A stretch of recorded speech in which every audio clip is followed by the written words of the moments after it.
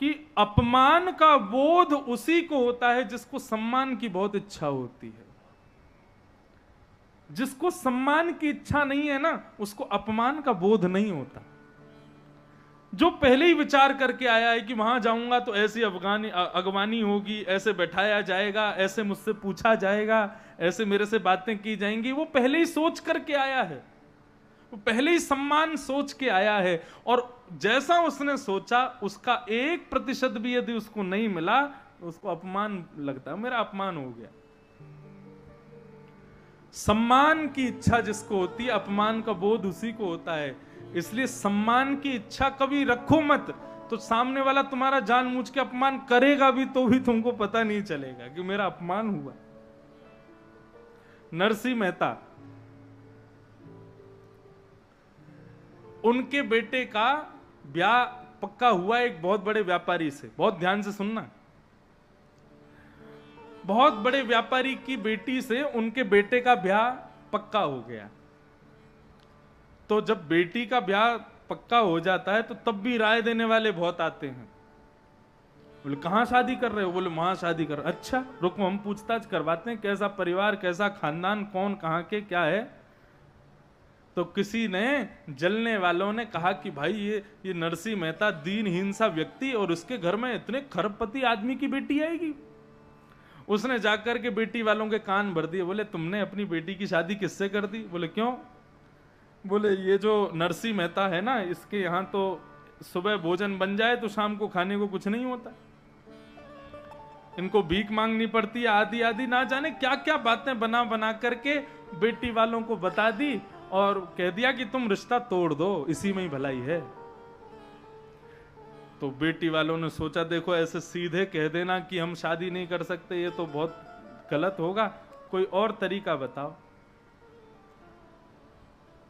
तो एक ने आके तरीका बताया। बोले नरसिंह मेहता जी आप एक काम करो, लड़के वालों से कहो कि हमारी मति अनुसार, हमारी इच्छा अनुसार बारात होनी चाहिए आपके बेटे की, तो हम शादी करेंगे अपनी बेटी की। बोले क्या लिखें? बोले उसमें भर दो, चिट्ठी पूरी भर के भेजो, इतने हाथी होने चाहिए, इतने घोड़े होने चाहिए, इतने ऊंट होने चाहिए, इतने बैंड बाजे होने चाहिए, इतने नंगाड़े वाले होने चाहिए, इतने स्वापा वाले होने चाहिए, इतने लाइट वाले होने चाहिए। अब उस समय लाइट तो नहीं रहती होगी, मसाल वाले होने चाहिए, और आदि आदि इतना लिख दिया, इतना लिख दिया। बोले कि इतना लिख दो कि नरसिंह मेहता पढ़ते ही खुद ही मना कर दें कि भैया हमारी सामर्थ्य नहीं है, हम ब्याह नहीं कर सकते। बेटी वाले बोले हाँ ये बात ठीक है। उन्होंने सब लिख दिया, इतने घोड़े, इतने हाथी, इतने ये, इतने वो, इतना ये, इतना अगर आप बारात में ला सको तो बारात लेके आना, नहीं तो हम अपनी बेटी का ब्याह आपके यहां नहीं करेंगे। पत्र लिख करके ऊपर लिख दिया जय श्री कृष्ण, भेज दिया नरसिंह मेहता के। डाकिया आया, नरसिंह मेहता बैठे थे। कौन है भैया? बोले अरे हम पत्र लेके आए हैं। कहां से लाए हो? बोले वहां से लाए हैं, आपकी जहां बेटे का शादी नक्की हुई है वहां से लेके आए हैं। बोले अच्छा लाओ। पत्र जैसे ही दिया तो पत्र के ऊपर लिखा था जय श्री कृष्ण। नरसिंह मेहता बोले ये मेरा पत्र नहीं है, तो ठाकुर जी का पत्र है। पढ़ा ही नहीं उन्होंने, सीधे जाके ठाकुर जी के चरणों में रख दिया। बोले लाल जी किसी ने आपके नाम से पत्र भेजा है, पढ़ लेना क्या है, अब दूसरे का पत्र नहीं पढ़ना चाहिए, हम इसको नहीं पढ़ेंगे, आप देख लेना किसने भेजा, क्या भेजा, आप पढ़ लेना। और नरसिंह मेहता को कोई अता पता नहीं। वहां बेटी वाले इंतजार कर रहे हैं कि नरसिंह मेहता का कोई संदेश आए। रोज डाकिया को बोलते हैं वहां क्या चल रहा है? बोले सब व्यवस्थाएं चल रही है वहां। तो नरसिंह मेहता को पत्र दिया था। बोले पत्र दिया, उन्होंने स्वीकार किया। बोले अच्छा पढ़ लिया होगा फिर तो नरसिंह मेहता ने। बोले तो फिर अभी तक क्यों नहीं कहा कि मैं व्यवस्था नहीं कर सकता? इतने में ही शादी का दिन पास आया और बारात आनी थी, वो दिन करीब आया। बेटी बोली मैं श्रृंगार करूं। बोले बेटा रुक जा, पहले देखने दे, बारात आवे तो श्रृंगार करियो। इतने में ही गांव के लोग दौड़े दौड़े आए। बोले महाराज आपकी बेटी के लिए बारात लेकर के आ गए नरसिंह मेहता। बोलो कहां है, दिखाओ दो। बोले यहां से नहीं दिखाई देगी तो ऊंची पहाड़ी पे चलो, वहां से देखो। ऊंची पहाड़ी पर जाकर के देखा तो जहां तक दृष्टि जा रही थी घोड़े, हाथी और महाराज जितना उसमें लिखा था उससे कई गुना ज्यादा हो गया और बारात आ रही थी। स्थिति क्या हुई? नरसिंह मेहता ने पत्र दे दिया ठाकुर जी को कि आपके नाम से पत्र आया, पत्र में यह सब लिखा हुआ था। ठाकुर जी ने मन में विचार किया, नरसिंह मेहता ने पत्र खोल के देखा तक नहीं है। हम लोग क्या करते हैं, जब स्थिति बिगड़ी हुई होती है तब ठाकुर जी के चरणों में सौंपते हैं, लेकिन नरसिंह मेहता को तो पता ही नहीं था कि स्थिति बिगड़ गई है। ठाकुर जी को दिया, ठाकुर जी बोले अब तो जिम्मेवारी हमारी। तो यहां से नरसिंह मेहता लेके तो निकले थे 5 लोगों को बारात में, लेकिन चलते चलते देख रहे हैं तो यहाँ गली में से कुछ हाथी आ गए, उनको लेकर के चलने लगे। इतने में ही कुछ घोड़े आ गए, इतने में कुछ और सज धज के बढ़िया स्वापा बांधने वाले आ गए। उन्होंने आकर के नरसिंह मेहता को स्वापा बांध दिया, बेटा को बढ़िया तैयार कर। चलते फिरते गली मोहल्ले के इतने लोग जुड़ते चले गए, जुड़ते जुड़ते जुड़ते महाराज किलोमीटरों लंबी बारात। और बारात का सबसे बड़ी विशेषता क्या थी? लड़की वालों ने जब ऊपर से देखा तो बारात तो लंबी थी ही, लेकिन सबसे आगे देखा तो सबसे आगे सुंदर मदमस्त हाथी के ऊपर शंख चक्र गदा पद्मधारी श्रीमन नारायण बारात लेकर के आ रहे हैं, नरसिंह मेहता के बेटा की। ये स्थिति है। तो अहमता और ममता, इस विषय पर हम चर्चा कर रहे थे। लोग सम्मान के भूखे होते हैं, इसलिए अपमान बोध होता है। और ये सम्मान अपमान ये सब बोध होना, ये सब क्यों होता है? क्योंकि हमारे भीतर अहमता है। तो पहला दुख का कारण क्या है? अहमता। अहमत्व को त्यागो। किस बात का अहम करते हैं हम लोग?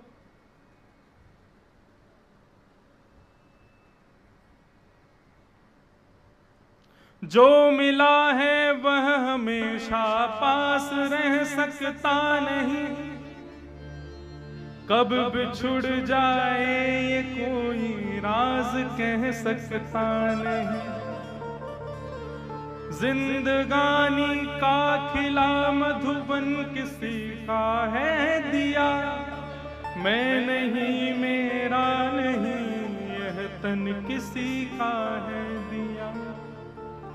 जो भी अपने पास है यह धन किसी का है दिया। तो फिर हम अभिमान क्यों करते हैं जब हमारा है ही नहीं कुछ भी? किसी को स्वरूप का अभिमान, किसी को धन का अभिमान, किसी को अपनी बुद्धि का अभिमान, किसी को अपनी सुंदर पत्नी का अभिमान। किस बात का अभिमान? अहमत्व नहीं। तो पहला दुख का कारण अहम है पिताजी, उसको छोड़ो। और फिर दूसरा दुख का कारण क्या है? यहां पर पता है गोकर्ण जी महाराज कहते हैं, मानव खुद को शीशा में देखता है, बाल काटता है, अपने सुंदर स्वरूप को देख के खुश हो जाता है, देखो मैं कितना सुंदर बनाया भगवान ने मुझे।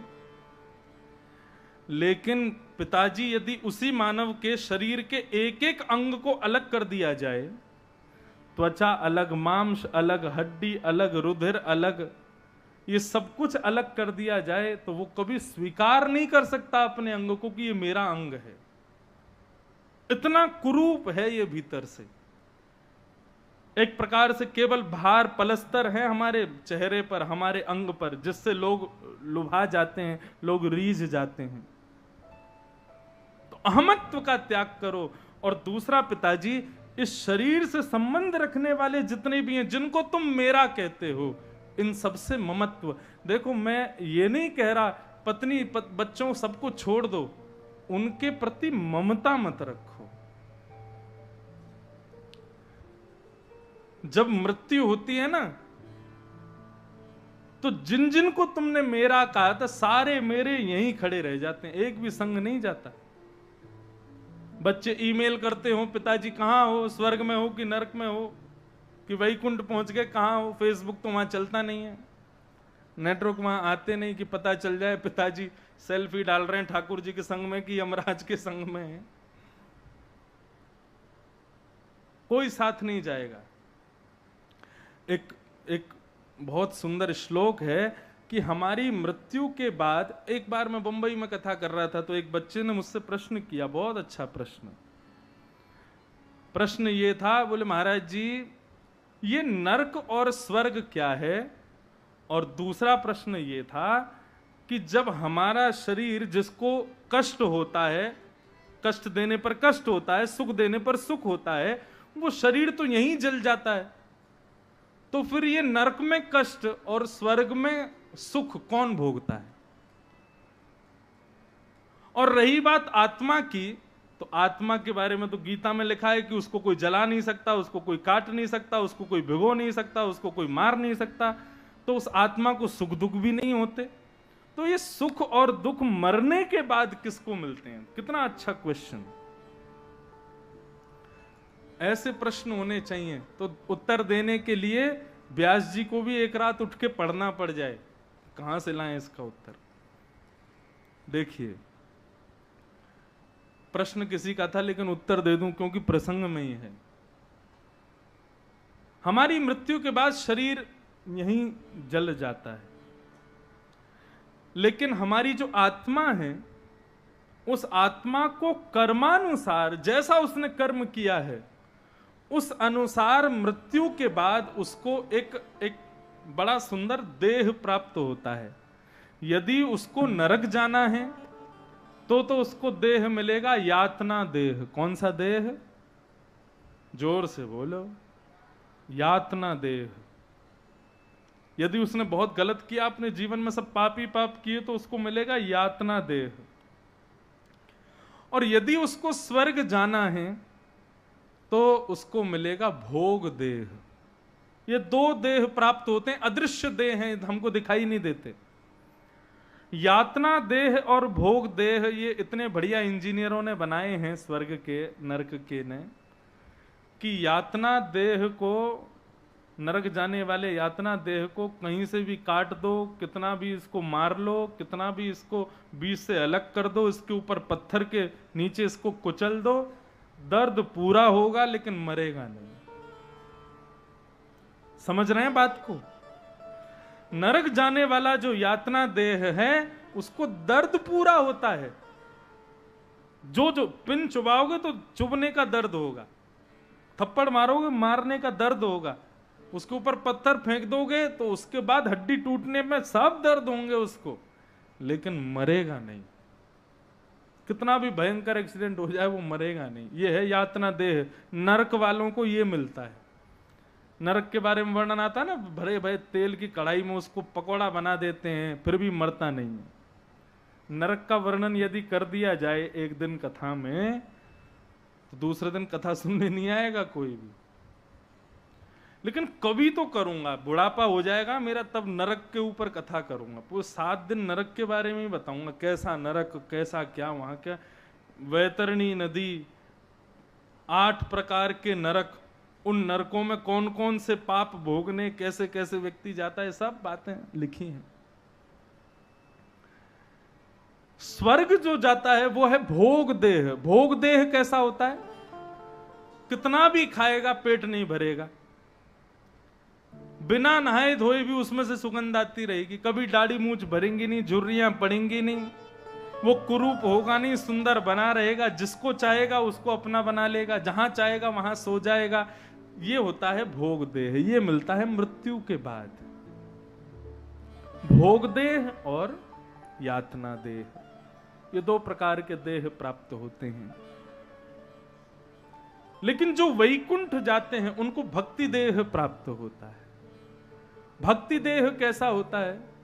बोले ना तो इसको भोग की इच्छा है, ना ही इसको किसी लोभ की इच्छा है। ये केवल और केवल ठाकुर जी का भजन करता है। इसको ना नींद आती है, ना भूख लगती है, ना कुछ। जितना हो सके भगवत भजन कितना कर लूं, ये उसका स्वरूप होता है। हमको यही चाहिए, हमको स्वर्ग नहीं जाना। अच्छा, एक बात और पुष्ट कर दूं, जो लोग अपने पितरों के नाम के नीचे लिखते हैं स्वर्गीय, स्वर्ग का मतलब पता है? स्वर्ग जाने वाला व्यक्ति कुछ दिन स्वर्ग में रह के उसको दोबारा जन्म लेना ही पड़ता है। स्वर्गीय क्षीणे पुण्य मर्तलोकम विशंति। आपने जितने पुण्य किए उतनी देर आप स्वर्ग में रहोगे। जैसे ही आपके पुण्य खत्म हुए आपको तुरंत फिर से पृथ्वी पर फेंक दिया जाएगा। स्वर्ग is just like 5 star hotel. 5,000 रुपए काउंटर पर जमा करो और एक रात होटल के रूम का लुफ्त उठाओ। ऐसे ही पृथ्वी पर खूब गंगा स्नान करो, आश्रम बनवा दो, वैष्णवों को भोजन करा दो, संतों की सेवा कर दो, ये सारे पुण्य इकट्ठे कर लो। इसके बदले क्या मिलेगा? मृत्यु के बाद स्वर्ग मिल जाएगा। वहां पर खूब भोगो, जो करना है वो करो, लेकिन तुम्हारे पुण्यानुसार जैसे ही तुम भोगते चले जाओगे पुण्य खत्म होते चले जाएंगे। इतने में ही 2 गण आएंगे और कहेंगे बेटा आप जाओ यहां से। आप कहोगे थोड़ी देर रहने तो, बोले यहां रहना है तो फिर से पृथ्वी पे जाओ, फिर से पुण्य करो, फिर यहां आना। यह है स्वर्ग। हमें स्वर्ग नरक नहीं, हमको तो वैकुंठ चाहिए, ठाकुर जी के परम धाम चाहिए। तो अपने शरीर में अहमता मत करो और शरीर से संबंध रखने वालों में ममता मत करो। इन 2 चीजों से यदि बच गए। और तीसरा क्या करना है? बोले पश्यानिशम जगदिदम क्षण भंगुनिष्ठम। इस संसार को एक पानी के बबूले की तरह समझो। पानी के बबूले की जिंदगी कितनी होती है? क्षण भर की, वो कभी भी नष्ट हो सकता है। ऐसे ये संसार है, क्षण भंगुर है, ये कब नष्ट हो जाए, कब खत्म हो जाए, कुछ पता नहीं। वैराग्य राग रसिको भव भक्ति निष्ठ। वैरागियों में राग करो, वैरागियों में आसक्ति कर लो, या वैराग्य में आसक्ति कर लो, और भव भक्ति निष्ठ, भगवान की मंगल में भक्ति करो पिताजी, आपको कष्ट नहीं होगा। और दूसरे श्लोक में कह रहे हैं धर्मं भजस्व सततम त्यज लोक धर्मान सेवस्य साधु पुरुषां जहि काम तृष्णा अन्यस्य दोष गुण चिंतनमाशु मुक्त्वा सेवा कथा रसमहो नितरां पिबत्वम्। धर्म को भजो, त्यज लोक धर्मान, लोक धर्म का त्याग करो। अब इसका विषय क्या है? लोक धर्म किसे कहते हैं? लोक धर्म का मतलब व्यवहार धर्म। व्यवहार धर्म जो हम एक दूसरे के साथ में निभाते हैं। हमारी बुआ जी हैं, हमारे फूफा जी, जीजा जी, चाची, चाचा, मित्र, पड़ोसी आदि आदि, इनका ख्याल रखना, इनका ध्यान रखना, इसको कहते हैं लोक धर्म। अरे ये काम नहीं करेंगे, क्यों? अरे क्या करेंगे, परिवार के लोग, नाक कट जाएगी हमारी, ये हो जाएगा, वो, इन सबको कहते हैं लोक धर्म। लोक धर्म को छोड़ो, त्यज लोक धर्मान, लोक धर्म छोड़ो। किसको करो? बोले धर्मम भजस्व, वो धर्म करो। धर्म किसे कहते हैं? धर्म की परिभाषा यदि किसी से पूछो तो आदमी ना जाने क्या क्या कहता है, लेकिन धर्म की वास्तविक परिभाषा क्या है? धर्म कहते किसे हैं? धार्यते धर्म, जो सबको धारण कर ले उसको धर्म कहते हैं। जिससे समाज, परिवार, मैं खुद, हम सब संभल जाएं, मेरा ऐसा एक कृत्य, वो धर्म कहलाएगा। जिससे मेरा समाज बिखर जाए, परिवार बिखर जाए, मैं खुद बिखर जाऊं, मेरा जीवन बिखर जाए, ऐसे कृत्य को धर्म नहीं कहते। कई लोग धर्म के नाम पर ऐसी ऐसी बातें कर जाते हैं कि ये धर्म कहता है हमारा।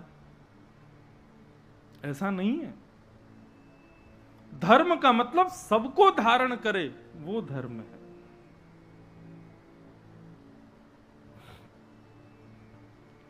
धर्मम भजस्व, और क्या करो? सेवस्य साधु पुरुषां जहि काम तृष्णा, साधु पुरुषों की सेवा करो। अब यहां साधु का नाम लेते ही लोगों के मन में क्या आ जाता है? पीले वस्त्र पहनने वाले, जटाएं रखने वाले, बड़ी बड़ी दाढ़ियां रखने वाले, खड़ाऊं पहनने वाले, तिलक लगाने वाले, यही साधु होते हैं? नहीं। वृक्षः कबहु न फल भके, नदी न संचय नीर, परमारथ के कारण साधु धरा शरीर। जो भी परमार्थी है वही साधु है। जो समाज की सेवा करता है, सबकी सेवा ही जिसका परम धर्म है, ऐसा व्यक्ति यदि पैंट शर्ट भी पहनता है, जीन्स भी पहनता है, वो साधु है। और पीले वस्त्र पहनता है, लेकिन समाज की सेवा करना आदि इन सब में बिल्कुल रुचि नहीं है, बड़ी बड़ी जटाएं रख ली, तो ऐसा व्यक्ति स्वरूप से साधु हो सकता है लेकिन अंदर से साधु नहीं है। साधु अंदर से हो, साधु हृदय से हो। अन्यस्य दोष गुण चिंतन माश मुक्त्वा, सबसे विशेष बात, दूसरों में दोष और गुण देखना बंद कर दो।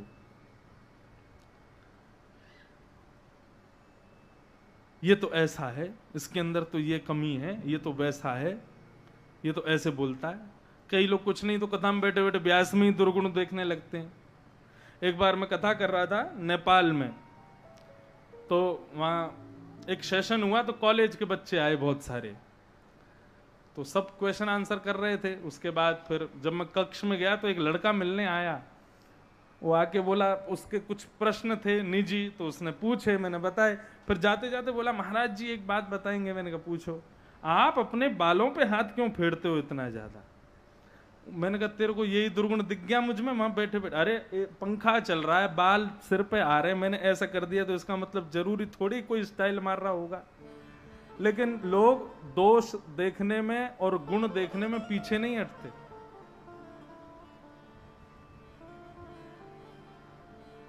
अन्यस्य दोष गुण चिंतन माश मुक्त्वा, दूसरों में ज्यादा दोष गुण मत देखा करो। अच्छा, दोष गुण देखने की जो इच्छा हमारे हृदय में आती है, ये किस वजह से आती है? हमारे भीतर दो राक्षस हैं, राग और द्वेष। गोपाल जी ने मुझे माला पहना दी, मुझे लिफाफा दे दिया, दक्षिणा दे दी, इनके प्रति मुझे क्या हो गया? राग हो गया। इनके प्रति मेरा राग हो गया। अब तो मैं इनका कथा में भी नाम ले रहा हूं, इनका खूब प्रशंसा कर रहा हूं, इनके बारे में खूब बढ़िया बोल रहा हूं। इसलिए नहीं बोल रहा कि मुझे राग हो गया, कहीं गलत मत लेना। मैं एक एग्जाम्पल दे रहा हूं। राग किसमें होता है? किसी ने आपका अच्छा किया तो आपको फिर उसके दुर्गुण दिखाई नहीं देंगे, आपको लगेगा ये सबसे बढ़िया है। लेकिन किसी व्यक्ति ने, सब लोग खा रहे थे उस समय, सबसे पूछा, आपसे नहीं पूछा, उसके प्रति हमारा द्वेष हो जाता है। बोले उसके प्रति ज्यादा इसका ममत्व है, उसी से पूछता है, उसी से बात करता है, उसी के संग रहता है, हमसे तो पूछता भी नहीं है। और ये तो ऐसा है वैसा है, इसकी देखिए तुमने, नाक चढ़ी रहती है 24 घंटा, सिर चढ़ा रहता है, ऐसा है वैसा, उसमें दुर्गुण देखने लग जाते हैं। ये राग और द्वेष ये ना हो। कैसी स्थिति हो हमारी? कोई तुम्हें माला पहनावे तो उसके प्रति राग नहीं, और कोई तुम्हें गाली दे जाए तो उसके प्रति द्वेष नहीं। सबके प्रति सम रहो। कैसे रहो? सम। समत्व सुनने में जितना आसान है, करने में उतना ही कठिन है। लेकिन ये गुण किसमें था? भगवान बुद्ध में था ये गुण। उनको कोई आकर के माला पहनाता, उनकी बहुत प्रशंसा करता, तो वो उससे खुश भी नहीं होते थे।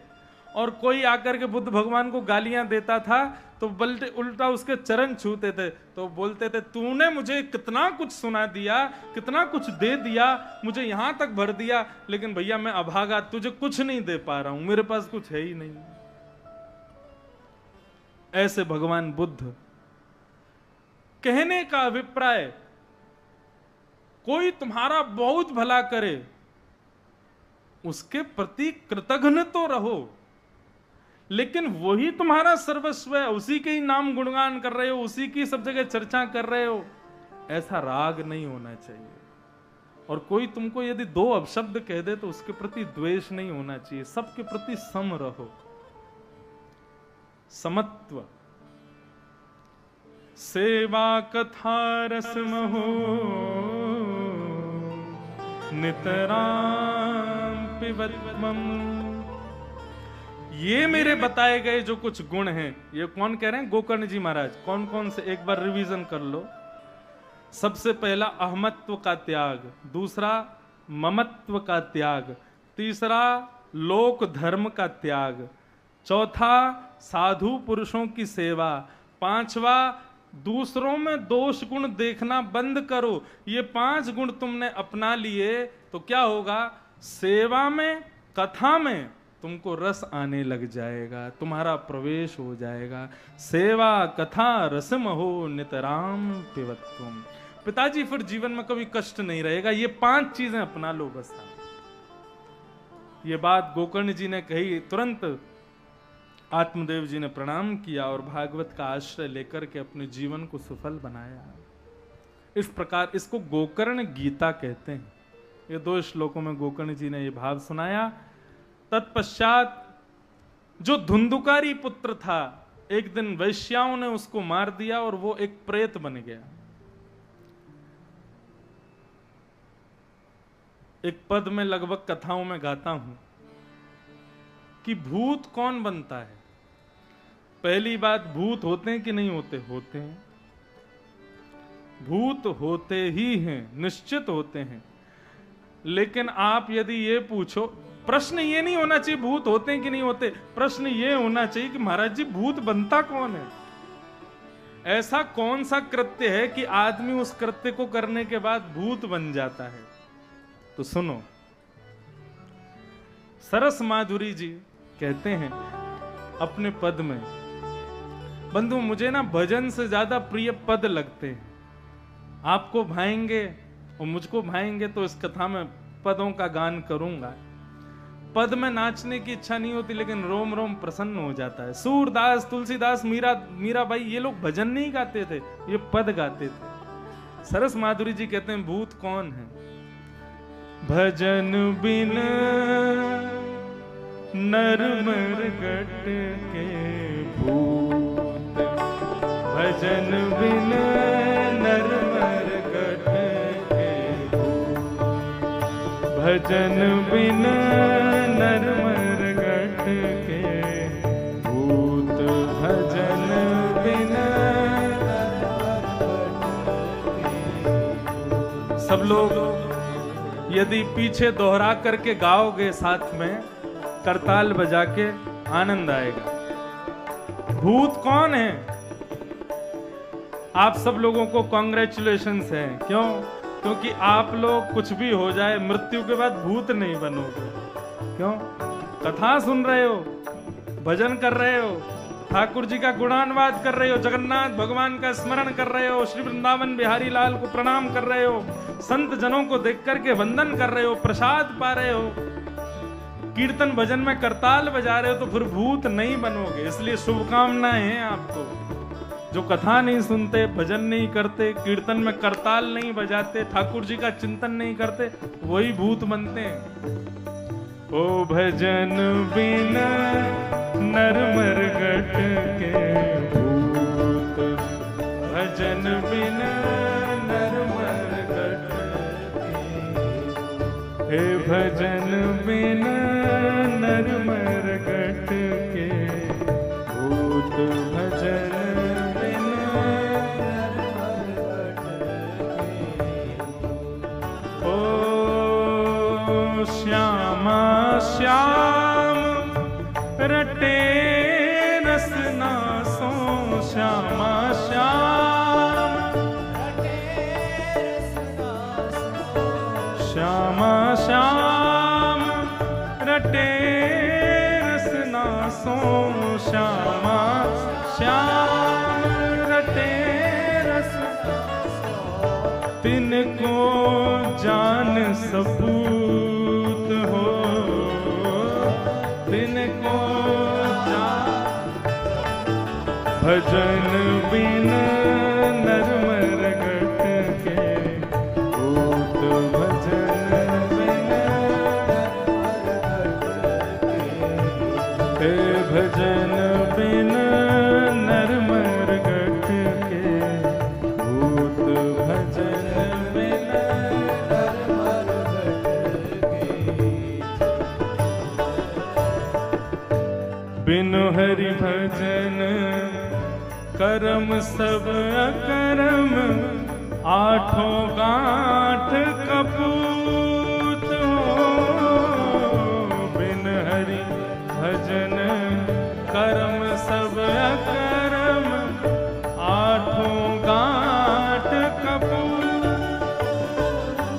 सरस माधुरी जी क्या कह रहे हैं? भजन बिन नर मरगट के भूत। श्यामा श्याम रटे रसनासों तिनको जान सपूत। बिनु हरि भजन करम सब अकरम। बिना भगवान के भजन किए हम जो कुछ भी कर्म कर रहे हैं वो सब अकर्म है। अब चाहे तुम बिजनेस कर रहे हो, चाहे तुम जॉब कर रहे हो, लेकिन बिना हरिस्मृति किए कर रहे हो, बिना भगवान को स्मरण किए कर रहे हो, तो आप कितनी भी मेहनत कर रहे हो वो सब अकर्म हो जाएगा। इसलिए क्या करें, सब करो, संसार में जो काम मिल जाए वो करो, लेकिन हरिस्मृति करते हुए करो, ठाकुर जी को याद करते हुए करो।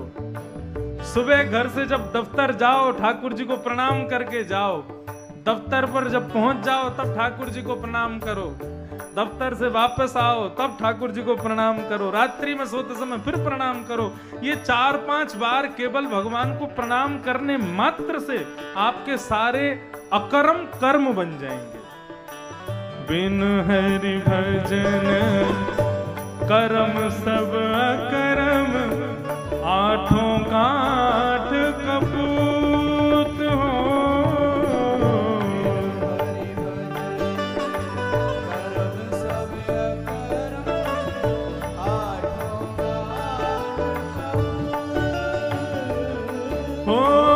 एक अनन्य भक्ति बीनु कीने, एक अनन्य भक्ति बीनु की, द्रग करनी करतूत हो, द्रग करनी करतूत।